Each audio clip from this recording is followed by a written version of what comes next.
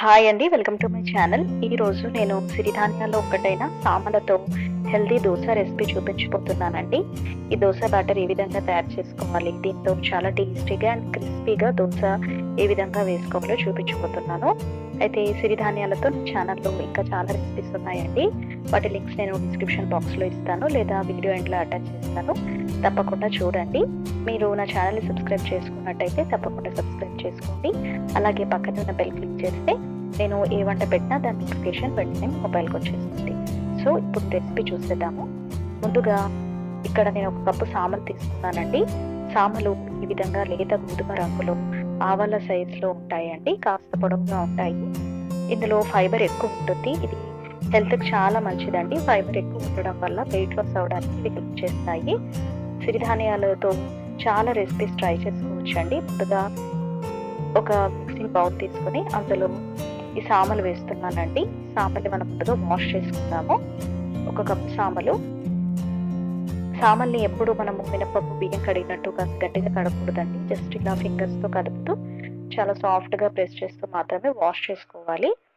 So ఈ విధంగా ఒక 2 సార్లు వాటర్ పోసి వాష్ చేసుకున్న తర్వాత ఇందులో కొద్దిగా జస్ట్ సామలు మునిగేంత వరకు వాటర్ పోస్తున్నానండి. దీన్ని పక్కన పెడదాము. ఇప్పుడు ఇంకొక గిన్నె తీసుకుని అందులోకి 1 కప్పు మినపప్పు, 2 కప్పుల బియ్యం వేస్తున్నాను.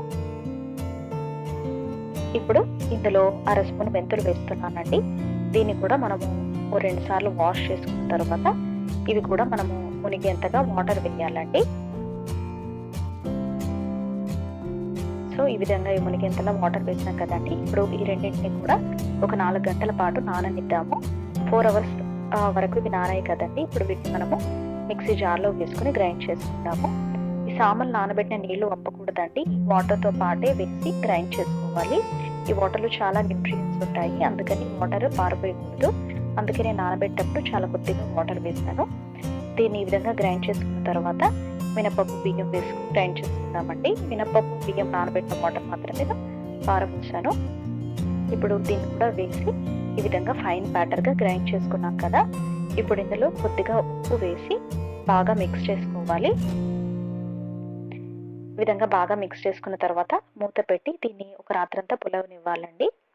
ఓవర్ నైట్ ఫర్మెంట్ అయ్యిందండి. ఇప్పుడు దీన్ని ఒకసారి మిక్స్ చేసుకుందాము. చూస్తున్నారు కదా, ఇది రాత్రంతా పులవడం వల్ల బ్యాటర్ చాలా బాగా వచ్చింది. ఇప్పుడు మనం దోశలు వేసుకుందాము. స్టవ్ మీద ఒక పెనం పెట్టి వేడెక్కిన తర్వాత దీనికి కొద్దిగా ఆయిల్ అప్లై చేస్తున్నానండి. ఇప్పుడు దీని మీద ఒక 2 గంటల దోశ బ్యాటర్ వేసుకుని దోశలాగా స్ప్రెడ్ చేసుకుందాము. చూస్తున్నారు కదండి, ఈ విధంగా దోశలా స్ప్రెడ్ చేసుకున్న తర్వాత దీని మీద కొద్దిగా ఆయిల్ అప్లై చేస్తున్నాను.